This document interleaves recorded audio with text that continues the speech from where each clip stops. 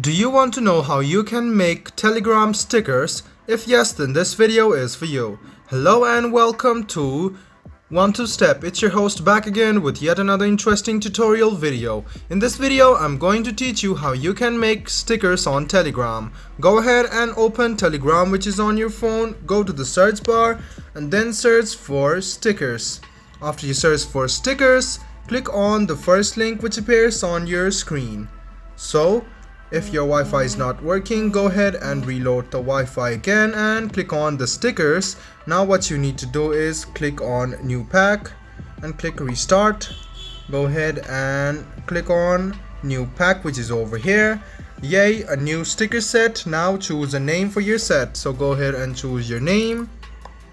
And now you must enter a PNG file which is 512 into 512. So you must give the example of this. So what you need to do is upload a file. So go ahead and click file, go to gallery and choose a file and click next.